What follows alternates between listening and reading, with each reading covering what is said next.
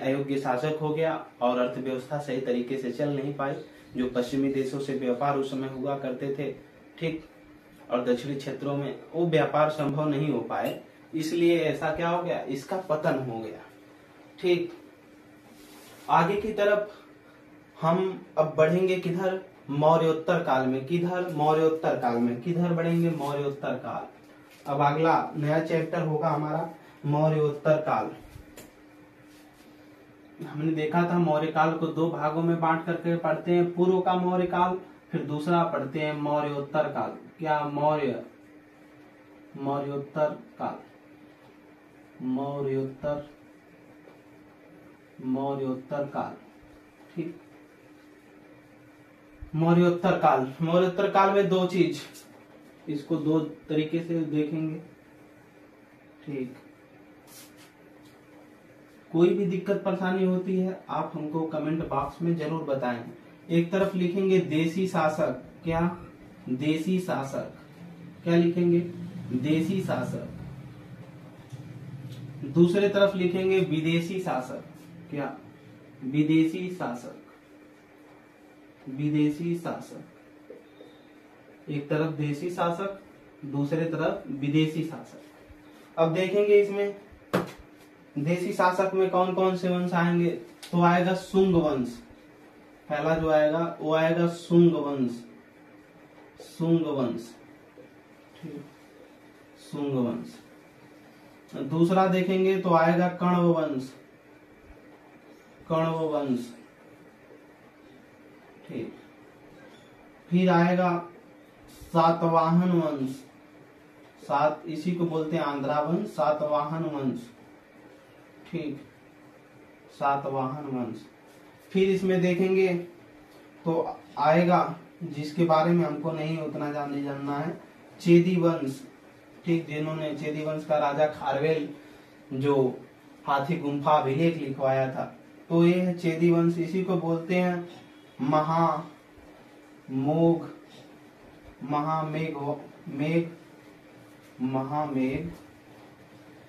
वाहन वंश। उतना इम्पोर्टेंट नहीं है। तो इतने वंश देसी शासक यानी जो भारत के थे यहीं पर शासन किए, जो विदेशी आक्रमण हुए वे आकर के जो भारत में शासन किए।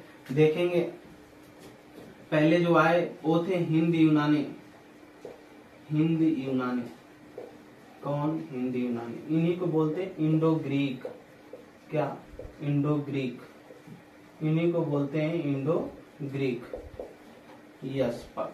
फिर दूसरा आए शक, ठीक, फिर तीसरा आया पहलव, पहलव, फिर शक, पहलव, फिर लास्ट में आए कुषाण, ठीक। अब इसका कभी कभी क्रम पूछ लिया जाता है तो ट्रिक नोट कर लेंगे कि मौर्योत्तर काल में कौन से विदेशी आक्रमण हुए, उसको नोट कर लेंगे ट्रिक, यस पक, यस पक, ठीक। यस से हो जाएगा हिंद यूनानी, फिर दूसरा आएंगे शक, फिर पहलव, फिर कुषाण। ट्रिक नोट कर लेंगे, यस पक, हिंद यूनानी, शक, पहलव, कुषाण।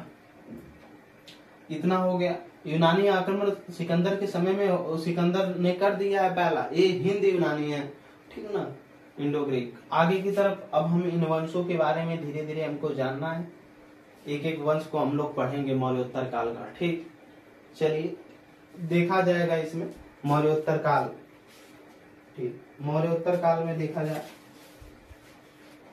पहला आएगा शुंग वंश। कौन सा वंश, शुंग वंश।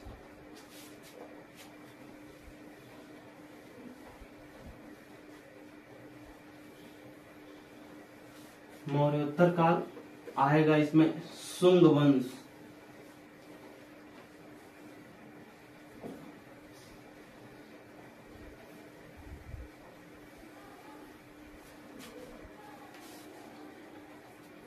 मौर्योत्तर काल में शुंग वंश आएगा। कौन सा वंश, शुंग वंश, शुंग वंश, शुंग वंश। जो शुंग वंश चला है 185 से बीसी से लेकर 78 बीसी तक चला है। कब तक? 78 बीसी, 72 रहेगा, सॉरी 72 बीसी तक, 72 बीसी तक चला है। ठीक, 185 से लेकर के 72 बीसी तक चला है। अब उसको जानने से पहले हम जानेंगे कि जो शुंग वंश का साहित्यिक स्रोत कौन कौन सा है। ठीक, इसके बाद देखा जाएगा। तो शुंग वंश का क्या, पहले साहित्यिक स्रोत को हम जानेंगे कि शुंग वंश का साहित्यिक स्रोत क्या है, पुरातात्विक स्रोत क्या है।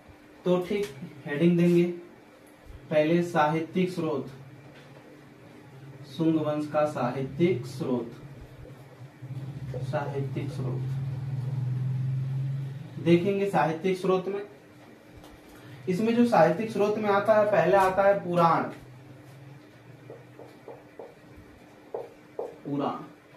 पुराणों से जो जानकारी कौन कौन से पुराण से इस वंश के बारे में मिलती है, तो हो गया जाएगा मत्स्य पुराण और वायु पुराण।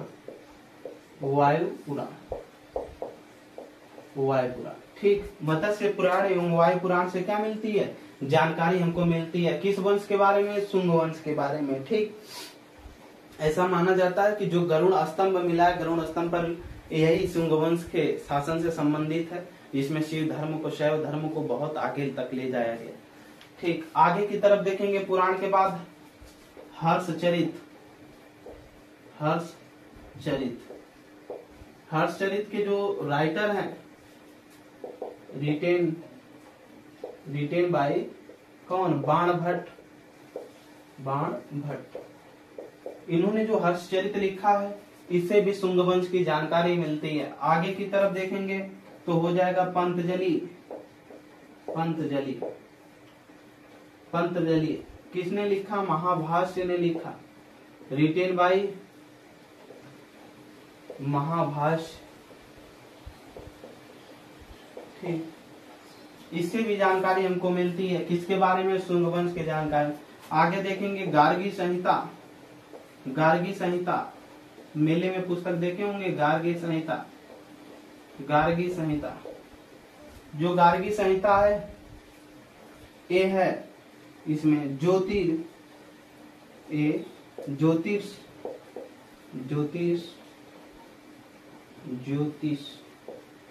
ये ज्योतिष ग्रंथ है। क्या है? ज्योतिष ग्रंथ है। जो गार्गी संहिता है, ज्योतिष ग्रंथ है। ठीक, इसमें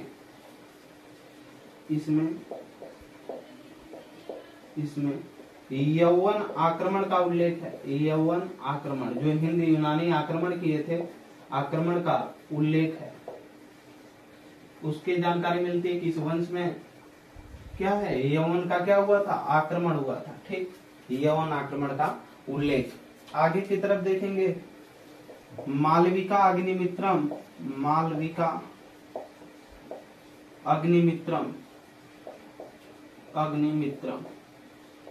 जो कालिदास ने लिखा। ठीक ना, अग्निमित्र शुंग वंश का ही शासक था अग्निमित्र, और मालविका उसकी प्रेमिका थी, जिसके प्रेम कहानी को कालिदास ने लिखा था। ठीक, तो इसको लिखेंगे रिटेन बाय किसके द्वारा? कालिदास। ये पुस्तकें देखिए कई बार पूछी गई हैं। ठीक, फिर है दिव्यवदान। कौन? दिव्यवदान, ये भी एक ग्रंथ है। दिव्यवदान, इसमें बताया गया है कि जो पुष्यमित्र शुंग था, वो अशोक के 84,000 स्तूपों को नष्ट करवाया।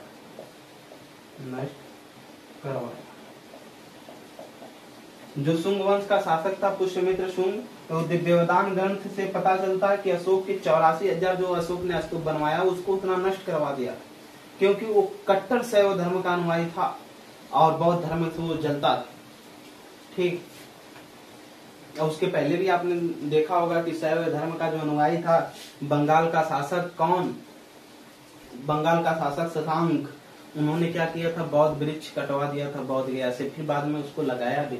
बाद में ये भी लोग भी बौद्ध धर्म को फिर संरक्षण देने लगेंगे। आगे की तरफ देखेंगे, ये रहा किसका साहित्यिक स्रोत, शुंग वंश का साहित्यिक स्रोत कहाँ कहाँ से मिलता है, पुराणों से मिलता है, जिसमें आते हैं मत्स्य पुराण, वायु पुराण, फिर हर्षचरित ने, बाणभट्ट ने जो हर्षचरित नामक पुस्तक लिखा, इससे भी मिलती है इसकी वंश की। फिर महाभाष्य ने जो पतंजलि नामक पुस्तक लिखा, इससे भी। फिर गार्गी संहिता जो एक ज्योतिष ग्रंथ है, इसमें बताया गया कि यवन आक्रमण का उल्लेख है, यानी इनके समय में, जो शुंग वंश के समय में हिंद यूनानियों का भी हम लोगों ने विदेशी में देखा, विदेशी शासक जो हिंद यूनानी आक्रमण की, उसका उल्लेख है। फिर मालविका अग्निमित्रम, शुंग वंश का ही दूसरा राजा अग्निमित्र हुआ, उसकी और उसकी प्रेमिका मालविका अग्निमित्रम लिखी गई, जो कालिदास ने लिखा, इसका भी उल्लेख मिलता है। फिर दिव्यवदान ग्रंथ से मिलता है कि शुंग वंश के शासकों ने अशोक की 84,000 स्तूपों को नष्ट करवा दिया। तो ये साहित्यिक स्रोत रहे। अब हम देखेंगे पुरातात्विक स्रोत। ठीक, जो शुंग वंश के पुरातात्विक स्रोत कौन कौन से हैं? देखिएगा, विस्तृत इसलिए हम बता रहे हैं कि आप एक बार पढ़ें, दोबारा पढ़ने की जरूरत न पड़े, आगे खंड शिक्षा अधिकारी की वैकेंसी। ठीक, फिर इसके बाद समीक्षा अधिकारी की भी भर्ती है। ठीक, तो आरओ और डीईओ खंड शिक्षा अधिकारी दोनों आपका निपट जाएगा अगर मेहनत से पढ़ दिए तो। आगे देखेंगे हम कौन, पुरातात्विक स्रोत। क्या पुरातात्विक स्रोत, हेडिंग देंगे पहले, पुरातात्विक स्रोत। क्या पुरातात्विक स्रोत,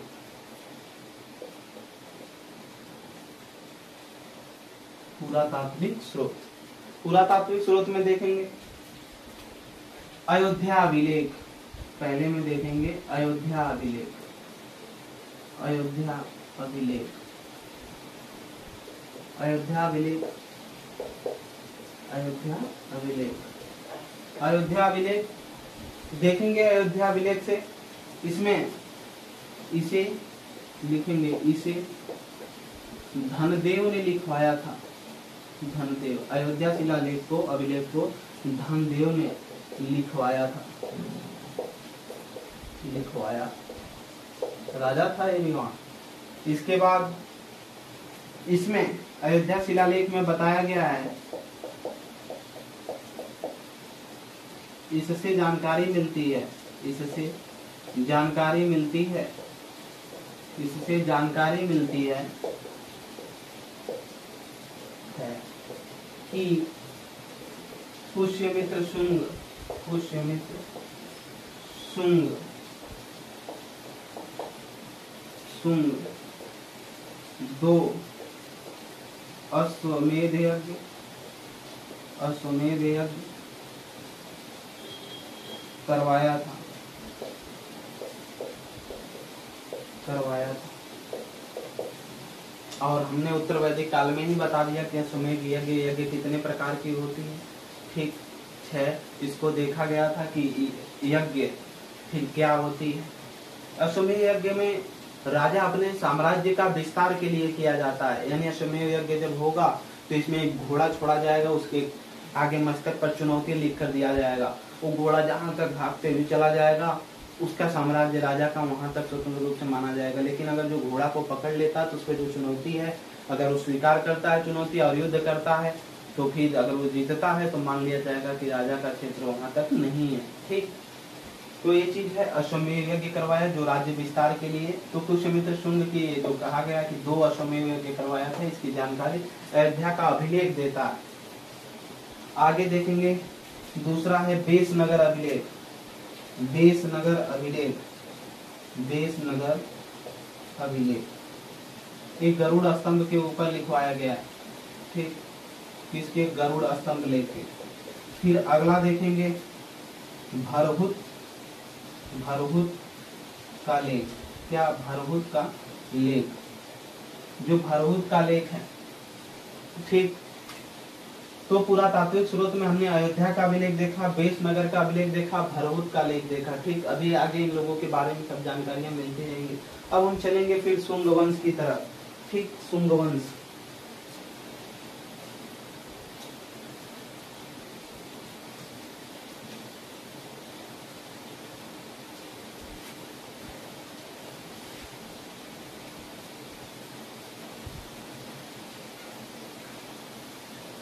शुंग वंश की तरफ आएंगे, देखेंगे यह देखेंगे इसमें यह भारत का प्रथम ब्राह्मण वंश था। ब्राह्मण वंश, यह भारत का क्या था? प्रथम ब्राह्मण वंश था। क्या था? प्रथम ब्राह्मण वंश था। संस्थापक देखेंगे, इसका जो संस्थापक माना जाता है, संस्थापक, ठीक, वो था पुष्यमित्र शुंग। पुष्यमित्र शुंग, ठीक। ये जो शासन किया पुष्यमित्र शुंग, इसका समय था 185 बीसी से लेकर 149 बीसी तक, ठीक। राजधानी देखेंगे इसकी, राजधानी, ठीक, राजधानी थी विदिशा।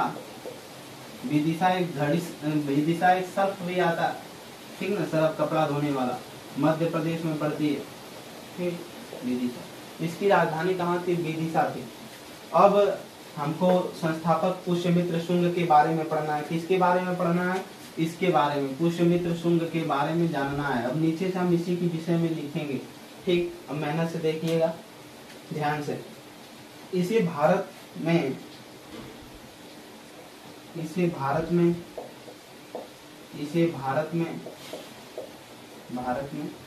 बौद्ध धर्म का विनाशक माना जाता है। विनाशक माना जाता, ठीक। इसे बौद्ध धर्म का क्या माना जाता है? विनाशक माना जाता है, ठीक, भारत में। आगे की तरफ देखेंगे, इसमें इसे इसीलिए उपरोक्त कार्य के लिए, इसीलिए हर्षचरित में,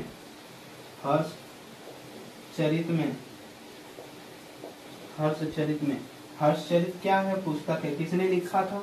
बाणभट्ट ने लिखा था। अभी हमने साहित्यिक स्रोत में देखा। इसे इसीलिए हर्षचरित में क्या कहा गया? अनार्य कहा गया।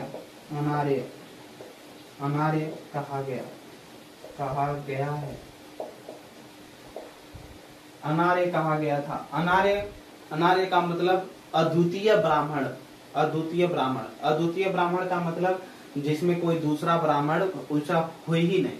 अनार्य का अर्थ लिख लीजिएगा, अद्वितीय ब्राह्मण। अद्वितीय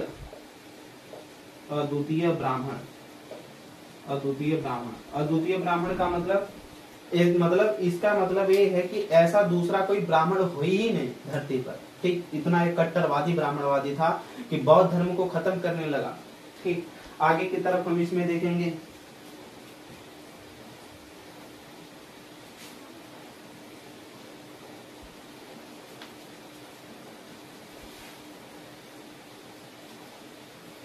अभी हम पुष्यमित्र शुंग के बारे में पढ़ रहे हैं, ठीक। देखेंगे आगे, मौर्य काल में निर्मित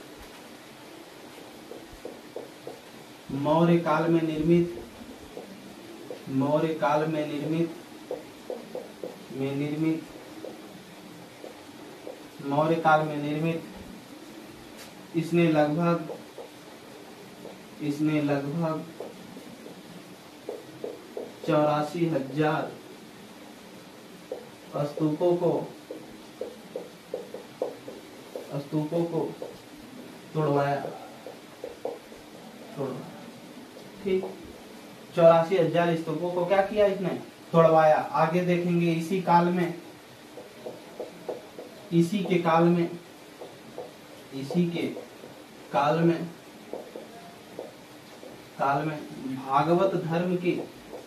भागवत धर्म, कौन सा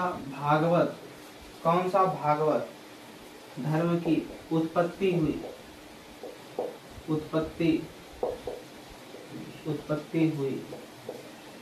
किसकी? भागवत धर्म की उत्पत्ति हुई। जो भागवत धर्म है, इसमें क्या हुआ करता था? भागवत धर्म में कृष्ण की याचना हुआ करती थी। कृष्ण याचना हुआ करती थी, कृष्ण की याचना हुआ करती थी,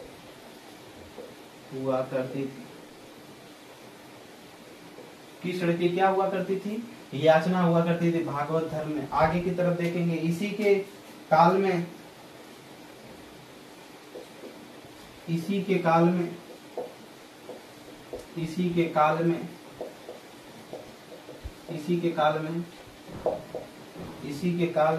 वासुदेव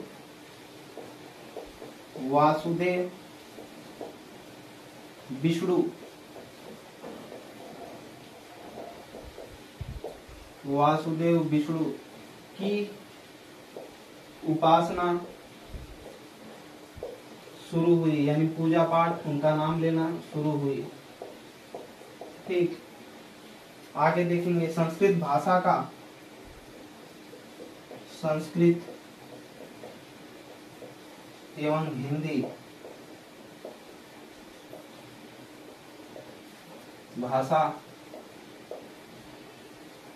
संस्कृत एवं हिंदी भाषा का सर्वाधिक विकास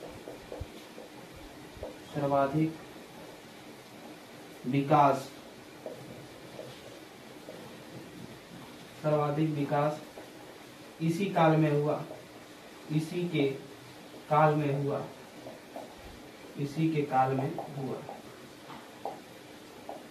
ठीक, इसी के काल में हुआ। संस्कृत एवं हिंदी भाषा का सर्वाधिक विकास क्या हुआ, इसी के काल में हुआ था। किसके, जो पुष्यमित्र शुंग था, शुंग वंश का संस्थापक। आगे की तरफ देखेंगे, कोई भी दिक्कत परेशानी होती है आप हमको कमेंट सेक्शन में जरूर सुझाव देंगे, बताएंगे। ठीक,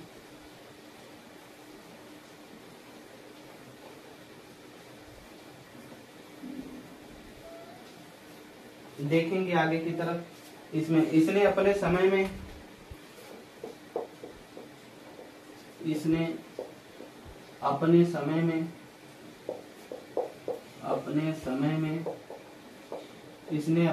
में दो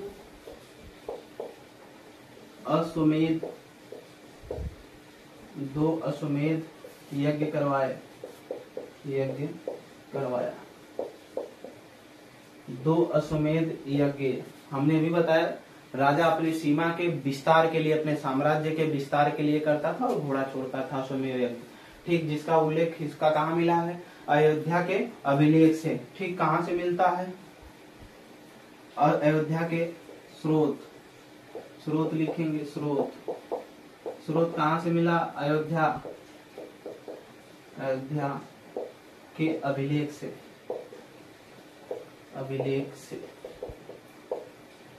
संपन्न कराने वाले पुरोहित, इसको जो संपन्न कराने वाले पुरोहित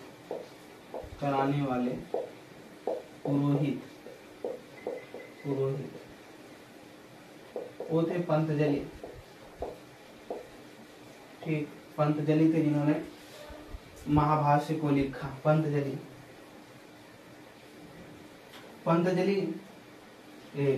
क्या थे, पतंजलि को लिख लीजिएगा, शुंग वंश का पुरोहित।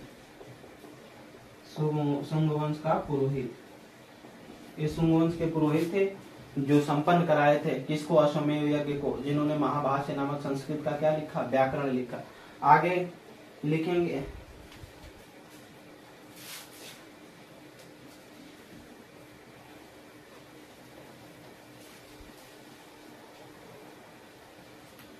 अभी बाद में चल करके फिर बौद्ध धर्म को लगा मानने। फिर क्या किया, पुष्यमित्र शुंग के द्वारा ही, पुष्यमित्र शुंग के द्वारा ही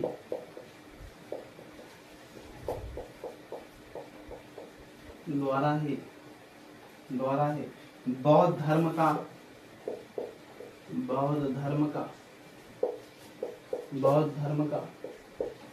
भरहुत स्तूप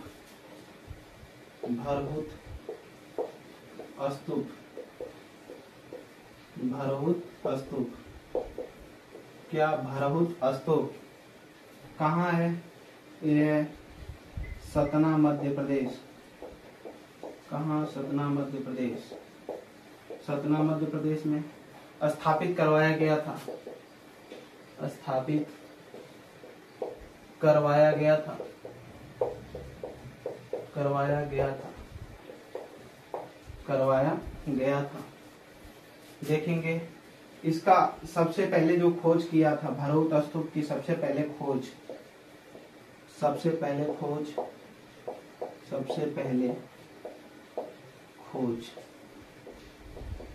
इसकी जो सबसे पहले खोज मिली है, कब मिली? 1873 में। किसने किया था? अलेक्जेंडर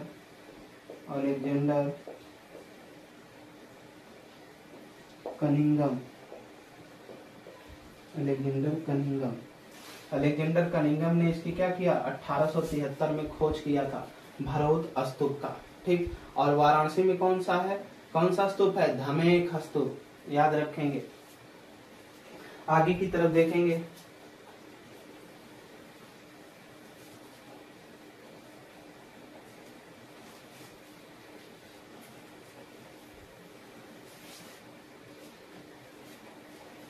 पुष्यमित्र शुंग के ही शासन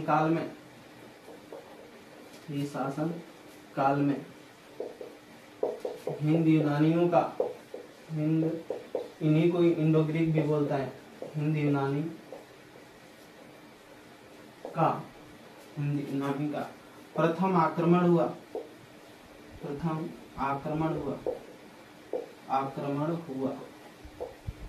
क्या हुआ? प्रथम आक्रमण हुआ जिसको पुष्यमित्र शुंग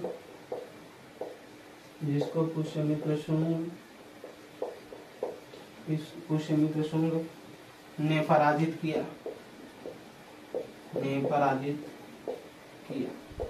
यानी हिंद यूनानियों को पुष्यमित्र शुंग ने क्या कर दिया? हरा दिया, पराजित कर दिया। अब आगे इसके उत्तराधिकारी के बारे में देखेंगे। किसके? पुष्यमित्र शुंग के क्या? उत्तराधिकारी के बारे में देखेंगे। पुष्यमित्र शुंग के उत्तराधिकारी जो आए, अब उसके बारे में देखा जाएगा। अग्निमित्र। कौन? अग्निमित्र शुंग। देंगे हेडिंग, अग्निमित्र शुंग। कौन? अग्निमित्र शुंग।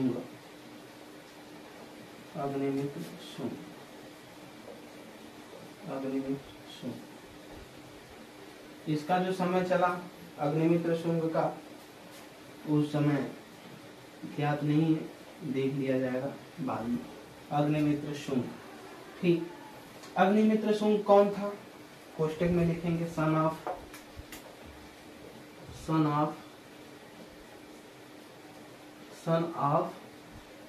पुष्यमित्र शुंग।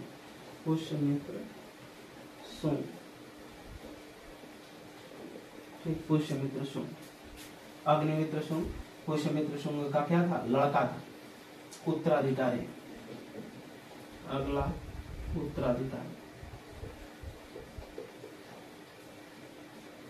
अगला उत्तराधिकारी यही था। ठीक।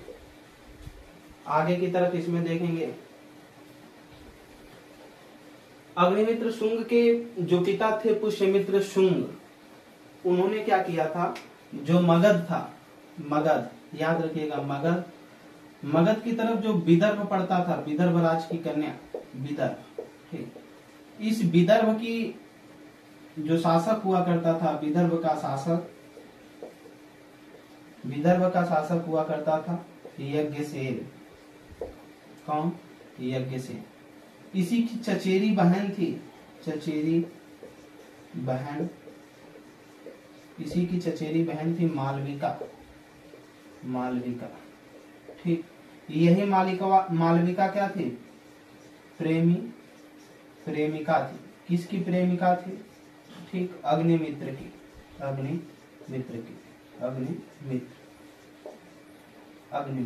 ध्यान दीजिएगा। मगध साम्राज्य में उस समय जो विदर्भ क्षेत्र हुआ करता था, विदर्भ राज्य, वहां का शासक यज्ञसेन हुआ करता था, जिसको इसके पिता ने हराया था। मगध में एक लड़ाई हुई थी, उसमें हराया था। इसी की लड़की चचेरी बहन थी, ठीक, चचेरी बहन थी मालविका, और मालविका प्रेमिका थी किसकी? अग्निमित्र शुंग की। अब दोनों की प्रेम कथा को ही मिला करके कालिदास ने क्या लिखा? अग्निमित्र, मालविका अग्निमित्र, ठीक। तो ये चीज हमको पता हुई कि मगध का जो विदर्भ राज्य था वहां का शासक यज्ञसेन हुआ करता था, उसी की चचेरी बहन थी मालविका, और अग्निमित्र दोनों को मिला करके कालिदास ने क्या लिखा? मालविका अग्निमित्रम लिखा। यानी दोनों की लव स्टोरी को लिखा है कालिदास ने। कालिदास ने 5 पुस्तकों में लिखा। अभिज्ञान शाकुंतलम, जिसमें आपने देखा कि भरत, जो जिनके नाम पे हमारे देश का नाम भारत पड़ा, उनके लड़के दुष्यंत और शकुंतला के बीच जो प्रेम की कहानी थी। फिर इसमें मालविका अग्निमित्रम। तो इसके इस तरह से देखेंगे तो उन्होंने जो एक मेघदूतम लिखा है कालिदास ने, मेघदूतम, वो जो रहता है कुबेर के यहाँ एक व्यक्ति था, वो फूल माला पहुंचाता था, तो कुबेर उसकी पूजा करते थे। एक दिन उसकी नई नई शादी हुई थी, वो अपने घर में ज्यादा समय तक रह गया, नहीं जा पाया, लेट गया, तो कुछ दिन और लेट हो गया। तो कुबेर ने उसको कह दिया कि जो तुम जिसके याद में इतने खोए रहते हो हमेशा के लिए हो जाओगे। तो उसको श्राप लगा। तो मध्य प्रदेश के जबलपुर जो नदी है, जबलपुर में नर्मदा नदी, उसी नर्मदा नदी के किनारे बैठ करके उसी पहाड़ी पे कालिदास ने भी लिखा था। नर्मदा नदी के किनारे जैसे वो प्राण त्यजता है, उसी तरह वहीं पर कालिदास ने मेघदूतम की कहानी। इसी प्रकार 2 और हैं जिनको कालिदास ने लिखा है। 5 पुस्तकें कालिदास ने लिखा, सब लव स्टोरी पर आधारित हैं। तो अग्निमित्र की प्रेमिका मालविका थी, मालविका और अग्निमित्र दोनों को मिलाकर लव स्टोरी में उन्होंने मालविका अग्निमित्रम लिखा, ठीक। यहाँ तक किसी को कोई दिक्कत तो याद रखेगा, मालविका अग्निमित्रम इम्पोर्टेंट है, ठीक। आगे की तरफ देखेंगे हम। इसके उत्तराधिकारी बनने का स्रोत लिखेंगे। इसके उत्तराधिकारी बनने का स्रोत, इसकी उत्तराधिकारी बनने का स्रोत, बनने का स्रोत, इसके उत्तराधिकारी बनने का स्रोत, इसके उत्तराधिकारी बनने का जो स्रोत है वो है मालविका, मालविका अग्निमित्र, अग्निमित्र, अग्निमित्र, मालविका अग्निमित्र क्या है? नाटक है। नाटक किसके द्वारा है? रचित कालिदास, कालिदास। और हमने बता दिया मालविका और अग्निमित्र के बीच की जो प्रेम कहानी है, ठीक ना, प्रेम कहानी। और ये मालविका कौन थी? मगध में विदर्भ राज्य था, वहां का शासक यज्ञसेन हुआ करता था, उसी की बहन, चचेरी बहन थी मालविका, और अग्निमित्रम दोनों को मिला करके वो, ठीक, जिसमें अग्निमित्रम नायक था और मालविका नायिका है। आगे की तरफ देखेंगे। इसने सांची के स्तूप की मरम्मत करवाई। इसने क्या किया? सांची के स्तूप, इसने सांची, जिसको अशोक ने बनवाया था, जो आज 200 रुपए के नोट पर, इसने सांची के स्तूप की मरम्मत करवाई, मरम्मत करवाई, ठीक। कोई दिक्कत यहाँ तक? अगला शासक देखेंगे।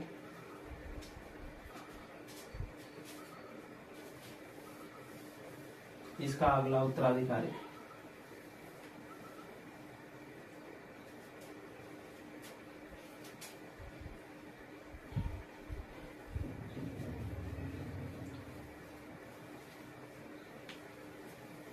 जो इस समय पुस्तकें वगैरह लिखी गई हैं, इसमें यही सब इम्पोर्टेंट है, ठीक। इसको बस पढ़ते रहिएगा मेहनत से। देखेंगे अगला शासक, अगला शासक जो हुआ भागभद्र, भागभद्र, ठीक, या कहीं कहीं इसको देता है भागवत, ठीक। देखा जाए इसी के शासनकाल में, इसी के शासनकाल में, इसी के शासनकाल में, शासनकाल में भारत आया,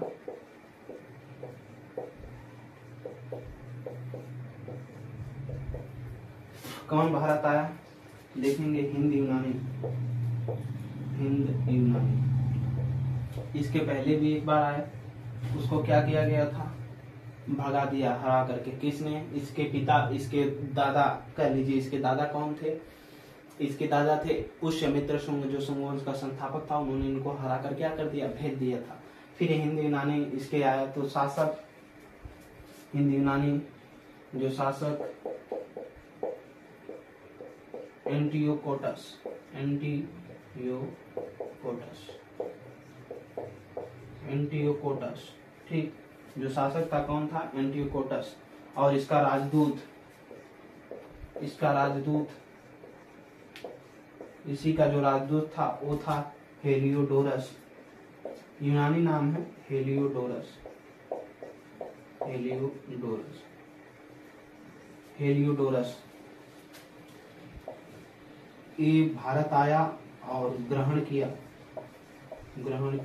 ये भारत आया और उस समय जो धर्म चल रहा था भागवत धर्म, उसको ग्रहण कर लिया। भागवत धर्म, ये भागवत धर्म को ठीक क्या कर लिया? ग्रहण कर लिया।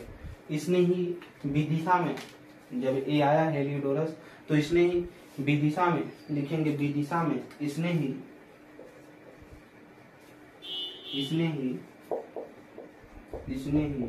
विदिशा में, मध्य प्रदेश जो इनकी सबकी राजधानी हुआ करती थी, विदिशा में क्या किया? विदिशा में, विदिशा बेसनगर, और बेसनगर है, बेसनगर ठीक में, बेसनगर में गरुड़ स्तंभ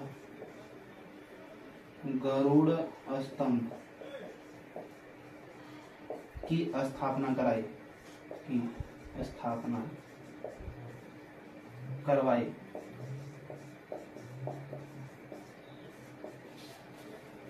ठीक, ध्यान दीजिएगा, शुरू से हम बता रहे हैं इसको।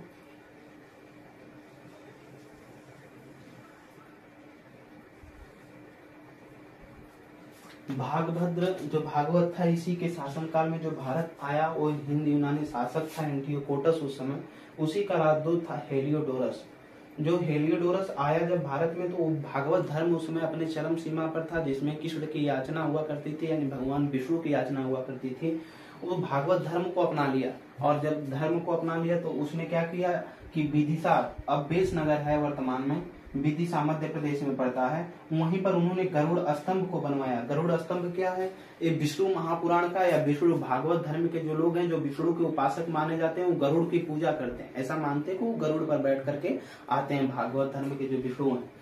तो इसलिए उसका प्रतीक है विष्णु स्तंभ। विष्णु स्तंभ का निर्माण करवाया, यानी एक लोहे का पिलर था, उस पे एक गोल आकार की साइज की बनी है, उसमें से गरुड़ उड़ रहा है, इसको दिखाया गया। ठीक, गरुड़ स्तंभ का निर्माण करवाया। फिर अब इसमें देखेंगे हम अगले शासक को।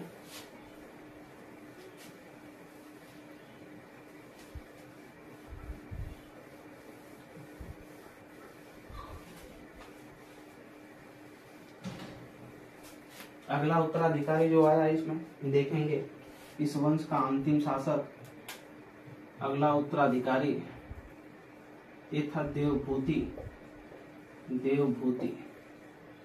ठीक, देवभूति था। कोष्टक में लिख लेंगे अंतिम शासक था शुंग वंश का। शुंग वंश का या क्या था? अंतिम शासक था। देखिए, इतिहास एक कहानी है, और कहानी को बस 1 से 2 बार 3 बार पढ़ेंगे, अपने आप याद हो जाएगी। समझ समझ कर पढ़ना। अच्छा, इसका लड़का आया तो इसके शासनकाल में ये हुआ। अच्छा, ये अंतिम शासक था तो क्या हुआ?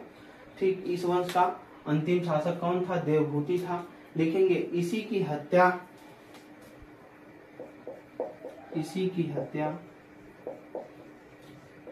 हत्या वासुदेव ने की थी। ये कौन वासुदेव? कृष्ण वाले वासुदेव नहीं, दूसरे वासुदेव शासक था, वासुदेव ने की थी। और इस वंश पर इस वंश पर एक नया वंश बनाया, एक नया वंश कण्व वंश बनाया। ठीक, अब अगले वंश के बारे में हमको पढ़ना होगा कण्व वंश। ठीक, जिसकी स्थापना वासुदेव ने की थी, जो देवभूति के क्या किया था, हत्या किया था। उसके पहले हम शुंग वंश के शुंगकालीन कला को थोड़ा सा देखेंगे। ठीक, शुंग वंश की कला, इस समय की कलाएं क्या थी उसको देखेंगे। शुंग वंश की कला, ठीक, देखा जाएगा शुंग वंश कालीन कला।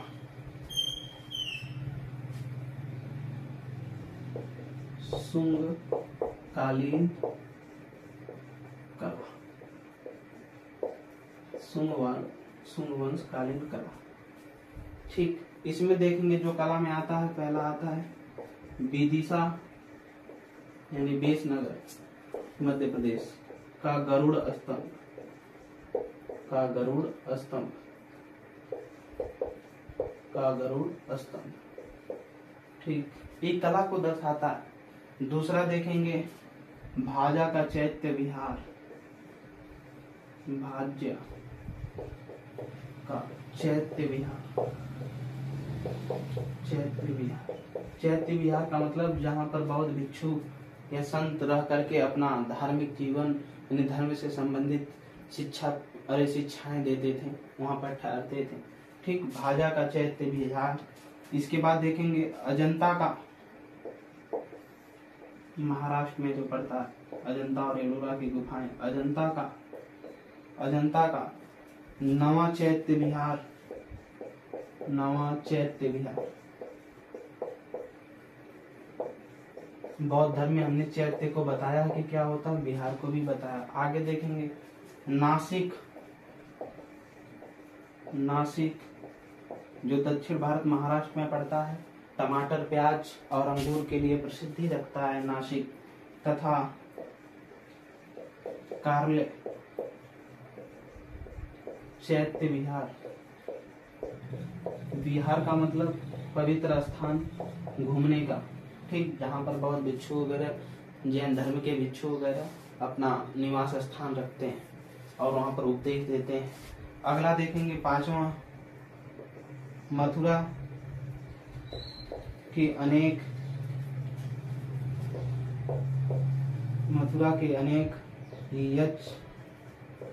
यक्षणियों, नर्तकी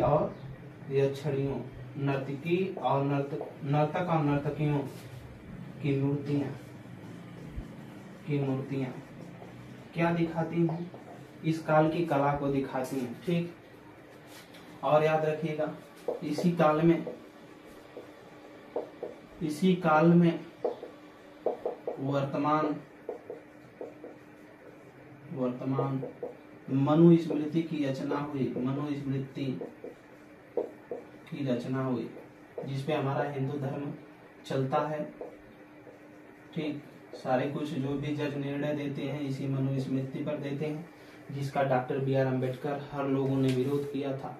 आज भी जितने भी सजा या कुछ भी होता है वो हमारी मनुस्मृति से ही सुनाई जाती है हिंदू धर्म में, चाहे वो दीवानी मामले जितने होते हैं इसी से सुनाई जाते हैं। ठीक, आगे की तरफ हम अब अगले वंश की तरफ बढ़ेंगे। एक लाइन और इसमें लिख लेंगे, हम वो लिखेंगे संस्कृत और हिंदी भाषा का तथा हिंदू धर्म का पुनरुत्थान हुआ इसी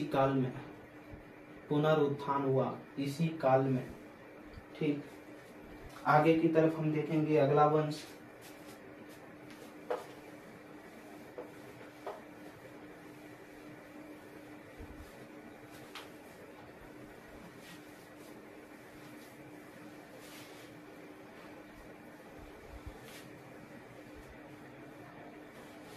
मौर्य उत्तर काल में। अगले वंश के बारे में देखेंगे कण्व वंश। कौन सा वंश? कण्व वंश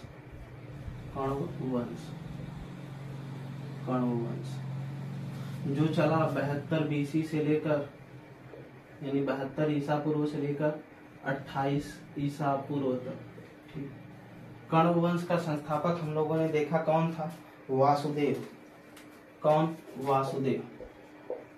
राजधानी इसकी भी कहाँ थी? विदिशा ही मध्य प्रदेश में ही थी। संस्थापक वासुदेव।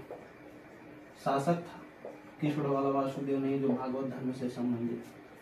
इसके 3 उत्तराधिकारी हुए। इसके 3 उत्तराधिकारी हुए। 3 उत्तराधिकारी हुए। ये सब उतने इम्पोर्टेंट नहीं है, बस संस्थापक पूछ लिए जाते हैं। उत्तराधिकारी हुए देखेंगे। 3 उत्तराधिकारी में इसका वासुदेव का जो उत्तराधिकारी हुआ, मार्कर देखते हैं इसमें। ये जो इसका उत्तराधिकारी हुआ वो भूमिमित्र कण्व हुआ। भूमिमित्र कण्व। भूमिमित्र कण्व। ठीक, भूमिमित्र कण्व हुआ। इसका जो उत्तराधिकारी हुआ अगला, वो हुआ नारायण। उत्तराधिकारी आप बीच में यहाँ लिख लेंगे, यहाँ बीच में उत्तराधिकारी लिख लेंगे पेन से, कण्व। फिर इसका उत्तराधिकारी जो हुआ वो हुआ सुशर्मा। सुशर्मा कोष्टक में लिखेंगे इसके। अंतिम शासक, अंतिम शासक था कण्व वंश का। कण्व वंश का जो सुशर्मा हुआ यही अंतिम शासक था। ठीक, इसी की हत्या इधर ऊपर लिखेंगे। इसकी हत्या सिमुक ने कर दिया। सिमुक अगला शासक है, ठीक, जो सातवाहन वंश की नींव डालेगा। सिमुक, इसकी हत्या सिमुक ने कर दिया। ठीक, इसकी हत्या सिमुक ने कर दिया। सिमुक, यही सिमुक आगे चल करके और नए राजवंश की नींव डाली। और नए राजवंश की नींव डाली। राजवंश की नींव डाली। क्या डाला? नए राजवंश की नींव डाली। अब आगे की तरफ हम अगले वंश को देखेंगे। आंध्रा वंश, या उसी को बोलते हैं सातवाहन वंश। ठीक, नए नाम से उसको देखेंगे, आंध्रा वंश या सातवाहन वंश। ठीक, आगे की तरफ देखा जाएगा अगली कक्षा में। आज के लिए इतना ही। मेहनत से पढ़िए। देखिएगा, मेहनत से अगर नहीं पढ़ेंगे तो बहुत सी समस्याएं हैं और कंपटीशन दिनों के दिन टफ होते जा रहे हैं। तो ज्यादा से ज्यादा प्रैक्टिस करिए और प्रैक्टिस में किताबों को खरीदिए। किरण पब्लिकेशन ऑब्जेक्टिव बुक जो 10,000 से ज्यादा आती है। नोट्स नहीं लेना, किरण पब्लिकेशन का नोट मतलब जीएस की बुक नहीं लेना। उसमें उससे दुकानदार से कहना है हमको किरण पब्लिकेशन एसएससी की वनडे एग्जाम की दृष्टि से हर काम में आएगी। किरण पब्लिकेशन की ऑब्जेक्टिव बुक जो 10,000 प्लस क्वेश्चन। ठीक, ऑब्जेक्टिव बुक लेनी। ठीक, नीला कवर होगा, बहुत मोटी सी होगी। ठीक, अगर वो नहीं लेना चाहते हैं, महंगी है थोड़ा, 600-700-500 के ऊपर ही पड़ेगी, वो नहीं लेना चाहते हैं तो उसे घटना चक्र आएगा। एसएससी की घटना चक्र की ऑब्जेक्टिव बुक लेना है क्वेश्चन वाला। ठीक, वो नहीं लेना है तो यूथ कंपटीशन की एसएससी के लिए ऑब्जेक्टिव बुक। ठीक, यूथ कंपटीशन का एसएससी के लिए ऑब्जेक्टिव बुक आप अमेजन फ्लिपकार्ट से भी मंगा सकते हैं।